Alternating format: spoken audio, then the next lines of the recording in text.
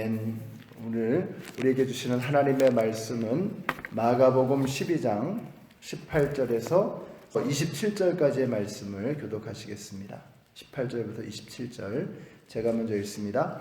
부활이 없다 하는 사두개인들이 예수께 와서 물어 이르되 선생님이여, 모세가 우리에게 써주기를 어떤 사람의 형이 자식이 없이 아내를 두고 죽으면 그 동생이 그 아내를 취하여 형을 위하여 상속자를 새로 7형제가 있었는데 마지가 아내를 취하였다가 상속자가 없이 죽고 둘째적으로 여자를 취하였다가 상속자가 없이 죽고 셋째도 그렇게 하여 일곱이 다 상속자가 없었고 최후의 여자도 죽었나이다. 일곱 사람이 다 그를 아내로 취하였으니 구할 때 곧 그들이 살아날 때에 그 중에 누구의 아내가 되리까. 예수께서 이르시되 너희가 성경도 하나님의 능력도 알지 못함으로 오해함이 아니냐.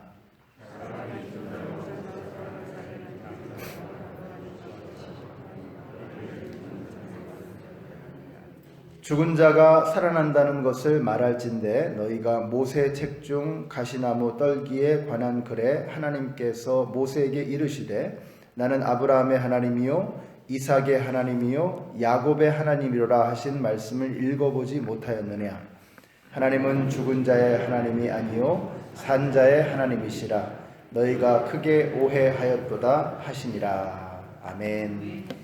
네, 오늘 이 시간에는 켄턴 1, 2 그리고 애나버 구역에서 이렇게 찬양해 주시겠습니다.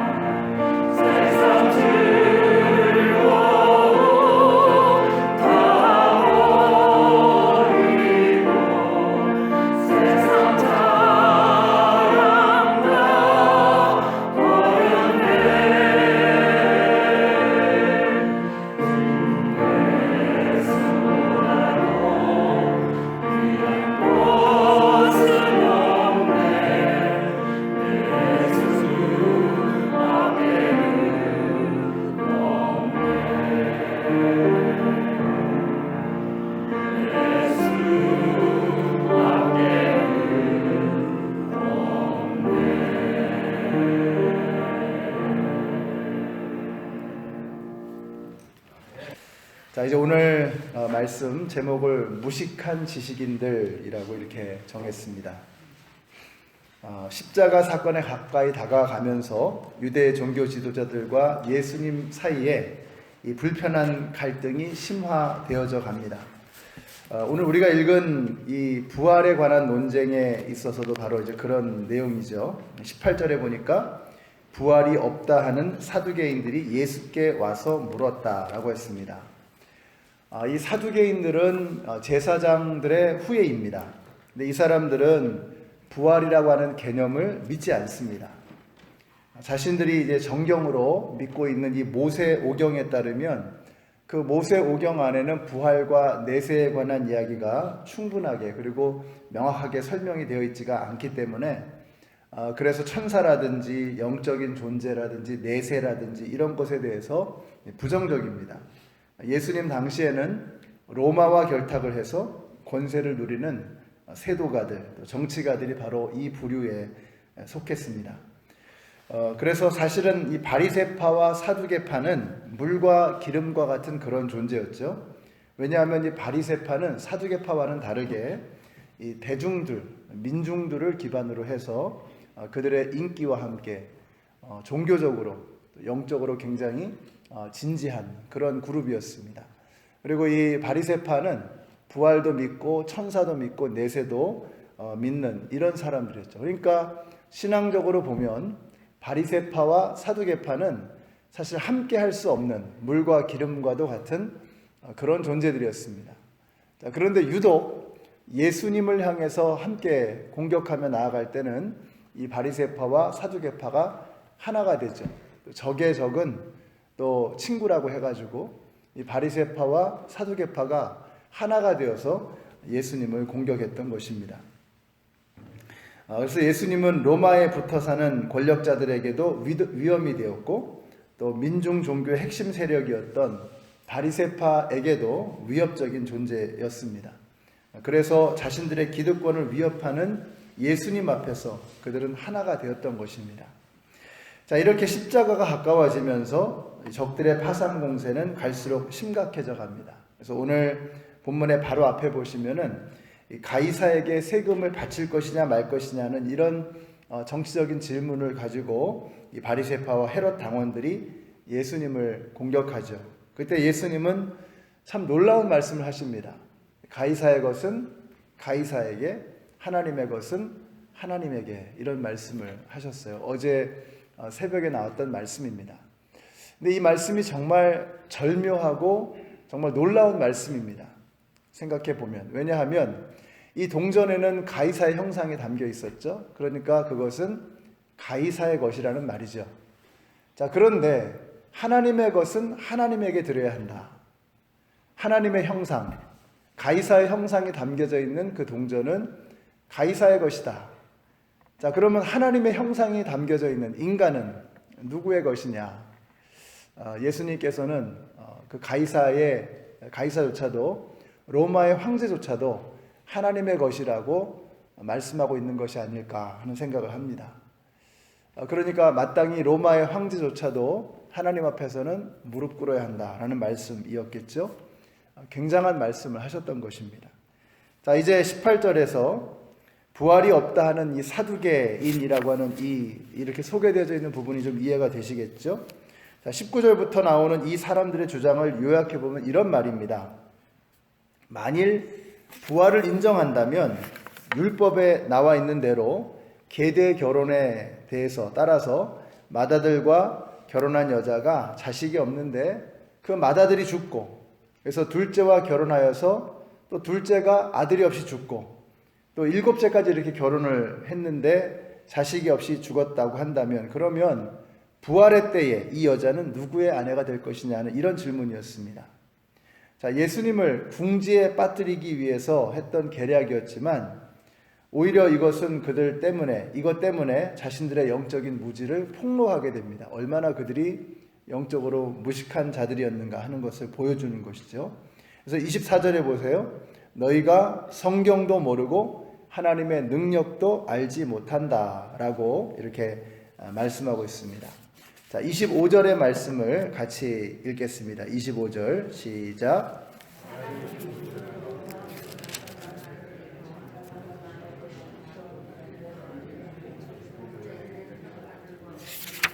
아멘. 자, 예수님의 가르침의 핵심은 이것입니다. 부활 후에는 혈육과 인종이 문제가 되지 않는다라는 것입니다. 그러므로 더 이상 결혼 제도가 존재하지 않고 우리가 천사와 같은 존재가 된다라고 말씀하고 있는 것입니다. 우리 여기서 두 가지를 정확하게 정리를 하고 가야 됩니다. 첫째는 우리가 논리와 경험으로 영적인 세계를 판단해서는 안 된다는 것입니다. 더 나아가서 과학으로 신앙의 세계를 판단하거나 제한해서는 안 된다는 결론입니다. 여러분, 과학은 유익한 것입니다. 과학은 우리에게 많은 도움을 주고 많은 것을 설명해 줍니다. 자, 그러나 과학이 하나님 위에 있으면 안 됩니다.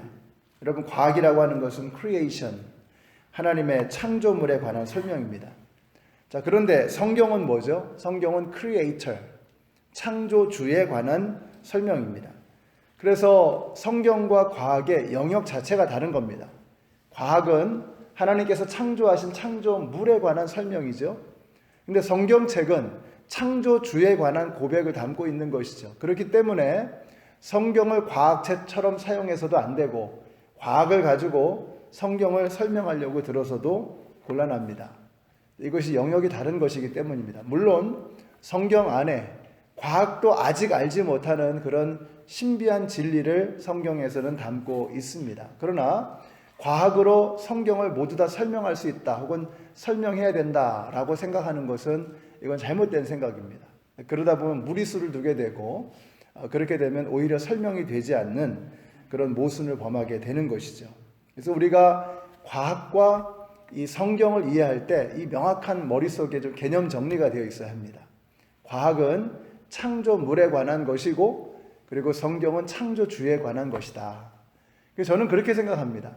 과학이 발전하면 발전할수록 과학이 더욱더 이 세계에 대한 지식이 깊어지면 깊어질수록 그것은 점점 하나님에게로 가까이 다가가게 되어 있습니다. 그러니까 우리가 과학을 두려워할 필요가 없습니다. 과학이 우리 이 성도님들이 과학을 공부하는 것이 참 귀한 것입니다. 저는 원래 과학을 별로 좋아하지 않았습니다.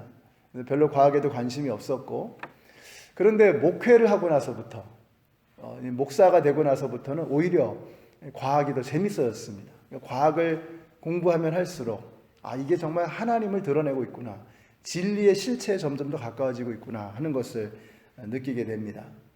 자, 그래서 우리가 이 과학이라고 하는 것이 참 이렇게 유익하고 좋은 것이지만, 그러나 과학으로 모든 것을 판단하고 모든 것을 정죄하고 모든 것을 정리하려고 해서는 곤란하다라고 하는 것입니다. 논리를 가지고 하나님의 영적인 세계를 다 설명할 수 없기 때문인 것이죠.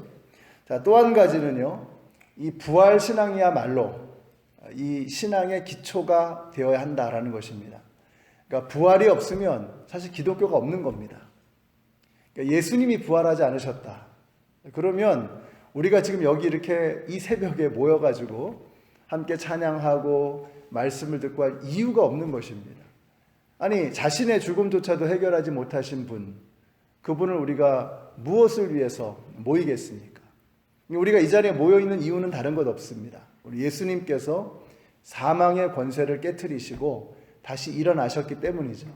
그래서 아까 우리가 부른 찬양처럼 우리 예수님께서 사망의 권세를 이기시고 무덤에서 부활하셨기 때문에 이 땅에 교회가 존재하는 것이고 그리스도인들의 신앙생활에 의미가 있는 것입니다. 저는 여러분이 이 분명한 뚜렷한 부활 신앙을 갖게 되시기를 바랍니다. 심지어는 어떤 신학교의 교수들은 꼭 부활이 육체적인 부활이어야만 하는 것이냐 라면서 이야기를 펼쳐갑니다. 육체적인 부활이어야 합니다. 예수님께서 실제로 부활하셨다, 그냥 개념적으로만 부활하실 수 있는 분이다, 이게 아니라 성경에 나와 있는 말씀 그대로 예수님이 실제로 몸이 부활하셨다라고 하는 것을 믿을 때 우리가 진정한 부활신앙에 다가가게 되는 것입니다. 이 사두개인들은 이 부활을 믿지 않았습니다. 자신들의 논리와 자신들의 경험 안에서 그 예수님의 부활에 대해서, 이 부활에 대해서 그들은 스스로 가지고 있는 생각 속에 갇혀 있었던 것이죠. 우리 연합장로교회 성도님들이 뚜렷한 부활의 신앙을 갖게 되시기를 바랍니다. 이제 우리가 사순절에 막바지로 접어들고 이제 예수님께서 부활하신 것을 기념하는 부활절이 다가오고 있습니다. 이번 부활절을 통해서 저와 여러분의 믿음도 신앙생활도 다시 부활할 수 있게 되시기를 바랍니다. 우리 예수님께서 부활하셨습니다. 그 부활하신 예수님을 바라보시면서 우리가 믿음으로 분명하게 예수 그리스도의 부활을 고백할 수 있는 우리 모두가 되시기를 예수님의 이름으로 축원합니다. 기도하겠습니다. 우리 같이 기도하실 때 오늘 우리에게 주신 말씀과도 같이 우리가 부활을 분명하게 고백할 수 있는 부활 신앙으로 일어서게 하여 주시옵소서. 기도해 주시고, 내일 주일입니다. 한 주간의 삶을 돌아보면서 회개하고 내일 주일 예배 가운데 성령님께서 하나님의 은혜로 저희들 모두를 어루만져 주시옵소서. 같이 합심해서 기도하겠습니다. 아버지 하나님, 참으로 이 세상은 어떻게 죽은 사람이 부활할 수 있냐며 자신들의 지식과 자신들의 경험으로 기독교의 진리를 정죄하고 비판합니다. 그러나 아버지 하나님, 예수 그리스도께서 몸소 무덤 문을 여시고 일어나신 것을 저희들이 믿습니다. 우리가 하나님의 말씀대로 예수 그리스도가 살아나심을 믿고 우리 안에 부활 신앙이 다시 되살아남으로 이 어렵고 힘든 시기 상황 속에서도 우리가 믿음으로 다시 일어설 수 있는 저희들 모두가 되게 하여 주시옵소서. 특별히 내일 예배를 위해서 기도합니다. 성령님께서 각 사람을 어루만져 주시옵소서. 우리가 지치고 힘들고 피곤하고 아프고 병들고 어려운 그 모든 상황들을 주님이 아십니다. 주님의 따스한 손길로, 세밀한 손길로 저희들의 어려움을 어루만져 주시는 살아있는 예배가 되게 하여 주시옵소서.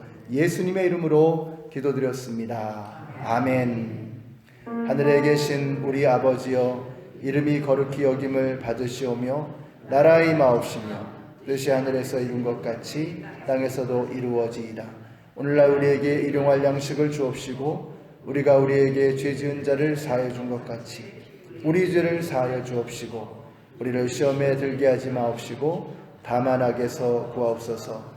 나라와 권세와 영광이 아버지께 영원히 있사옵나이다. 아멘.